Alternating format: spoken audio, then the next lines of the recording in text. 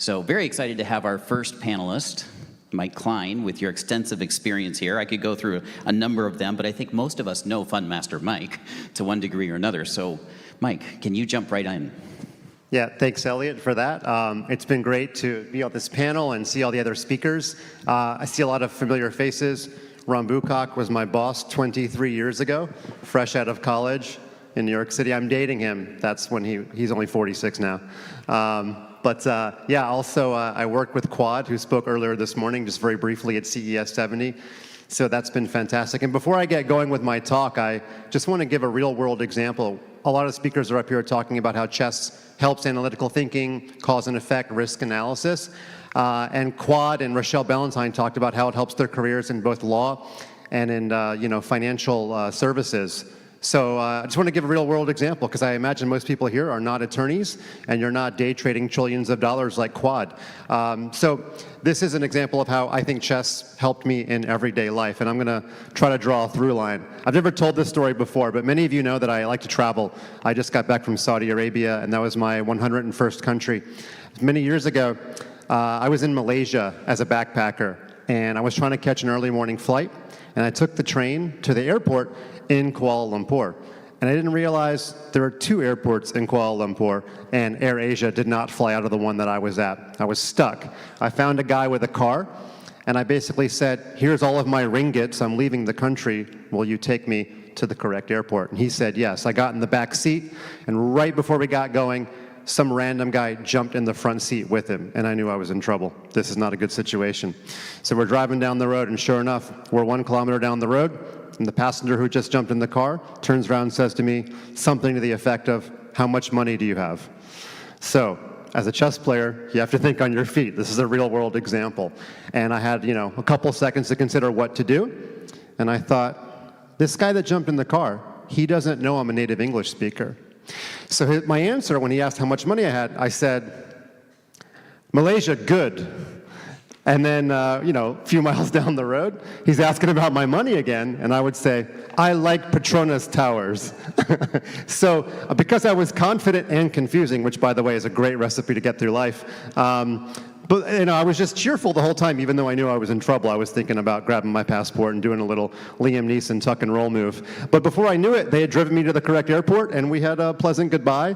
And that, I think, I can't exactly say that being a chess player helps you think that quickly, but I do like to think that there are situations like that that come up in everyday life. So totally a random story. Now, Elliot introduced me as Fund Master Mike. That came later in life. So what I want to talk to you about today really is entrepreneurship, because frankly, we need more chess teachers in the world. And one thing that we don't really talk about when we're selling the game of chess is that if you rise to the rating of 1,500 and you're good with kids, you will never starve in your entire life.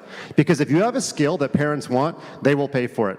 Piano teacher, tennis teacher, whatever. In fact, chess teachers have an advantage because we can teach an entire room of kids, probably Elliot, me, P. Diddy, can I go ahead and drop your nickname over there? Some other people that are on this stage. You can teach chess to 50 kids at a time, whereas a piano teacher cannot do that. So I'm going to talk to you guys about the entrepreneurs that are out there in the audience and the online audience about how you actually start a chess program. So in 2001, I was fresh out of college. I needed a job in New York City because I chased a girl. That was a bad idea, but my new career was not a bad idea. Ron in Chess in Schools taught me to become a chess teacher.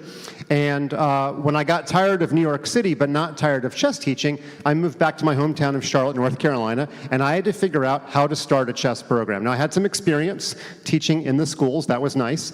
But what I very quickly realized is that you need one school that's going to be your anchor school, because when you get one school that you invest so much in, that can be your case study for all of the other schools that you want to end up growing to. The very first principal I approached, I said, hey, I used to teach chess during the day in New York City. She said, absolutely no way, we can't do it. Second school, her first question when I approached her was, are we allowed to do this?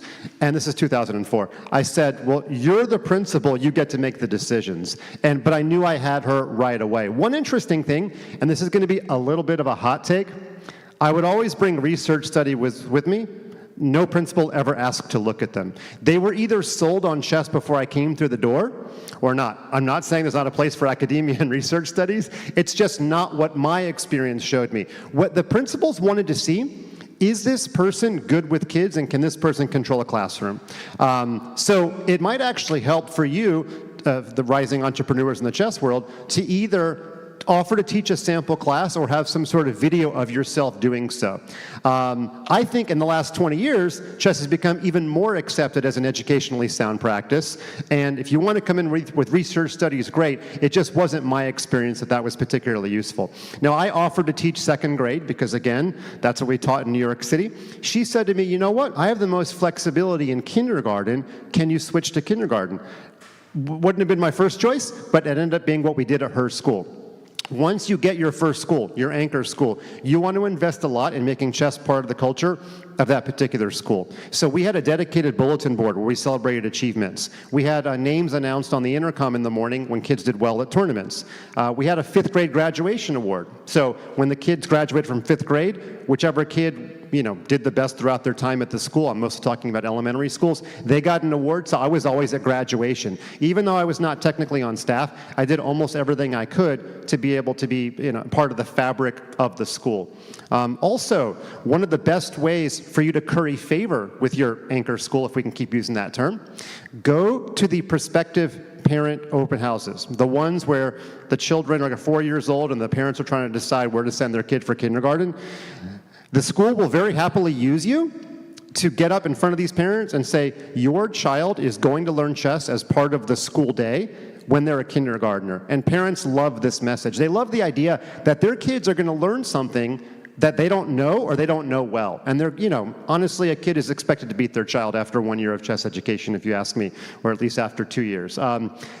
Eventually, the neighbors' schools, without you even having to market to them, will catch wind that chess is being taught at another school, and they will end up contacting you. It almost always happens where there's a little bit of jealousy that you can work to your advantage. And before I knew it, I had 2, 3, or 4 schools. And then before I knew it, I was hiring other instructors because, you can only do so many schools at a time.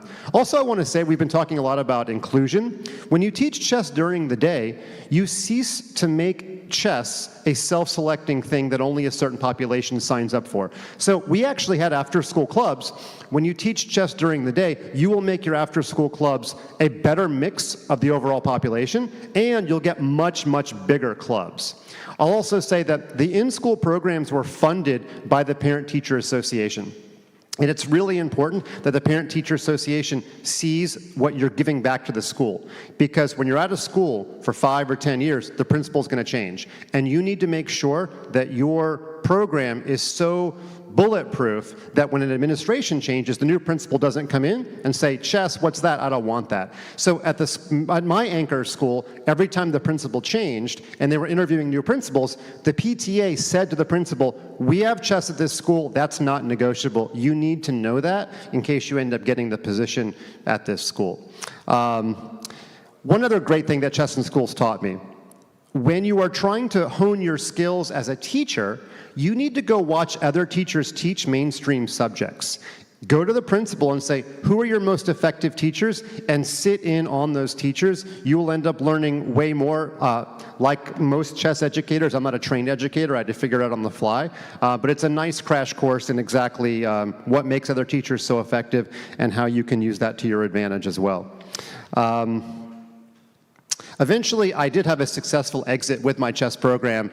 Some of you may have heard of the Charlotte Chess Center because they're now hosting international events. So I was able to merge with them, shall we say, when life got a little bit too busy at ChessKid and chess.com. But I basically want to send the message that you are not just selling the game, you are very much selling yourself when you go to start a program. The feedback loop will be that your in-school programs will feed your after-school clubs. Some of those kids will go on to play in tournaments, and the kids that play in tournaments will give notoriety to your schools, which will in turn have other schools want to contact you. So whether or not you're in an environment where chess is a part of the culture, or whether you live in, Wichita, I know I'm losing all kinds of fans in Malaysia and Wichita with my speech, but you will be able to start a local chess program by showing that you've got a passion for the game and that you're great in front of kids. And so hopefully for anybody out there wanting to start a local program, you'll get a little bit of inspiration in how I was able to do it. Awesome. Thank you, Mike. Really appreciate that explanation there. And something you said I wanted to bring back out, and that is thinking through the perspective of the school. You may come in, and we come from a culture of chess. Most of the schools in North America do not come from an established culture of chess, except in certain spots. So understanding their language, speaking to that, as you pointed out, they want to know that you're good with kids first and foremost, not good with chess. And as long as you're good with the kids, okay, now we can talk about the next step of how this is going to help.